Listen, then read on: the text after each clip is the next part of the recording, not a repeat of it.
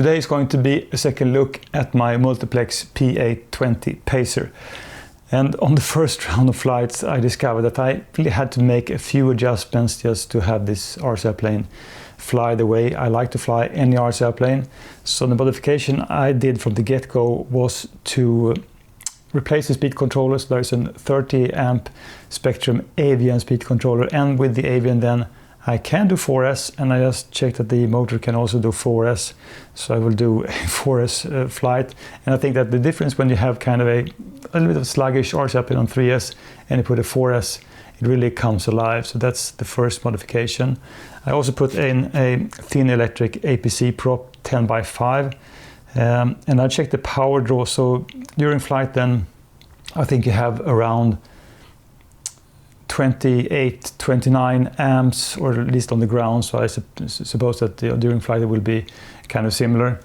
I did also increase aileron authority by just moving linkage to the most outer hole, because it was kind of a stock configuration to the almost to the most inner hole, and had very little movement then on the ailerons. I did also increase rudder authority just by 125% to have more rudder, so I can make more flat turns. The tires on this RC airplane, when you purchase this, kind of these really hard plastic wheels, and a lightweight RC airplane, hard wheels and just no flex on the landing gears mean that it will bounce because there's no give. So I then opted just to put on these Dubro 3.5 really soft.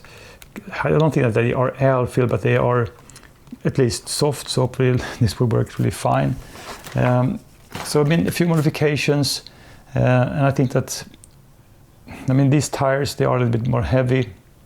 If I put a more 4S battery inside, it will be a little bit heavier, but hopefully it will work just fine. So let's go outside and try these modifications and see if I can really have this PA20 come alive.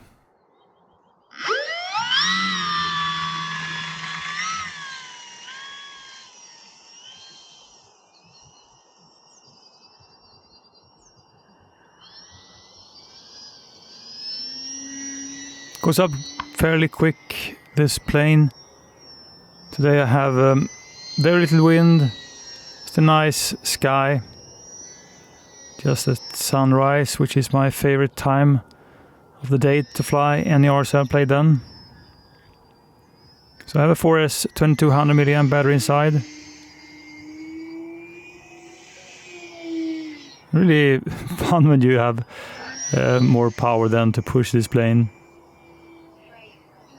Still isn't really the fastest rolling RC airplane, although I've increased aileron authority and have a 4S battery inside, but much more enjoyable than on 3S.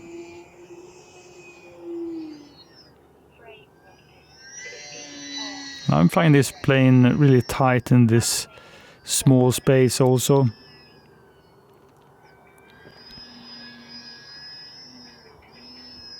I must say this plane is really solid when it flies.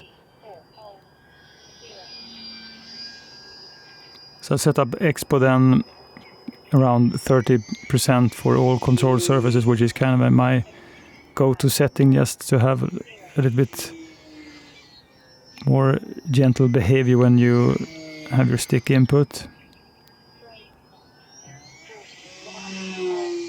So I do have my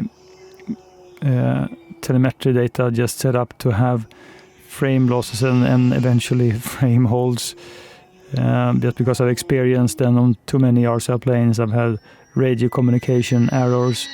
So that's why I have this voice alert then, because that will surely warn me if I get a too high value. I just have to make some adjustments. But on a 4S battery, I think it is a really fun plane. It should be, in my opinion, if the motor then will just hold kind of a stock configuration 4S, because it makes for a much more fun plane. And I think that this is even speedier and more agile just in general terms compared to my X-Fly Glass Star 1.2. And as with any Cub plane, I really like them. I think that Cub planes are among the most interesting planes to fly. I really love the rounded wing edges, and I really have tried a bunch of different cubs.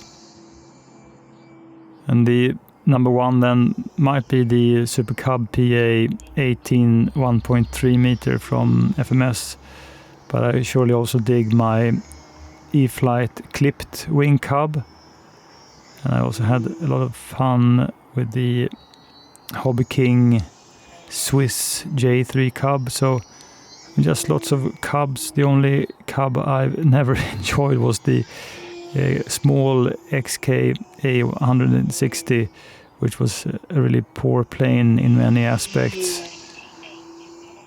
But this plane then on 4S is really fun.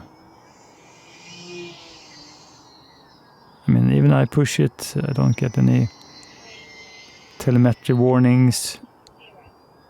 Just then frame loss warning, so I just set it up so every time I get a kind of a frame loss above a certain value, I have a voice readout. So the only tricky thing then on this location, when you have a plane like this, which now is heavier because I have these heavier Debro wheels on, and also 4S battery, which is heavier than 3S. It's just you have to kind of find the right slope or just glide path to get it down. So we only do kind of one landing with this battery. I mean, a very enjoyable plane on 4S. Very nice. So I won't do any flaperons just on this flight. And that's just something I will just concentrate on, set up another time.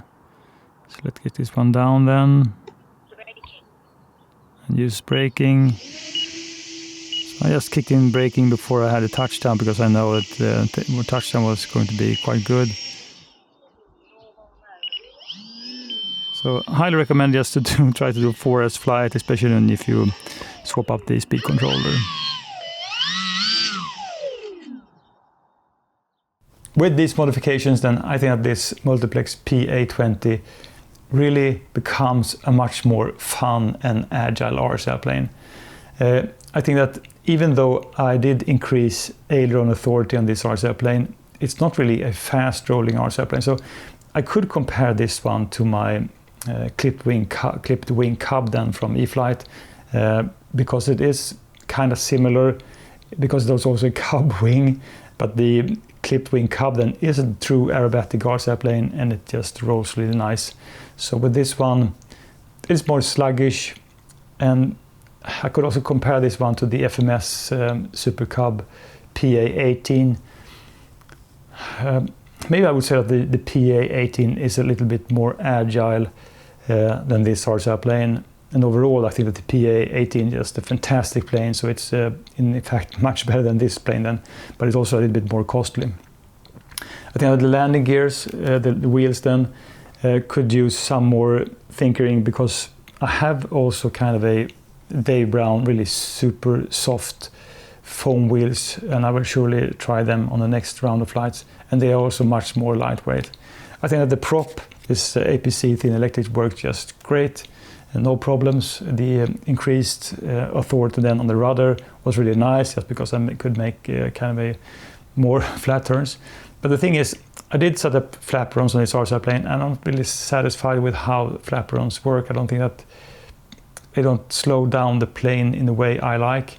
So I will surely just experiment more with that, because this plane doesn't really slow down in a nice way. It's kind of odd, really, because I have other RSL planes that then just when you, without flaps, even without flaps, when you just kill the throttle and we have really low throttle, they slow down really nice. But I think that this one, I mean, it's just something that I have to just feel a little bit more, just to get it to fly the way I want to have any RSL plane to fly. So, I mean, a much better RSL plane with these modifications, and much more fun also on 4S. But this is something I will surely just come back to soon, and just to hopefully just then nail down my flaperon setting. And it will also be really interesting if I have kind of finally right type of wheels then, just to avoid bouncing. And I think that this would be a really fun and enjoyable RC airplane to fly.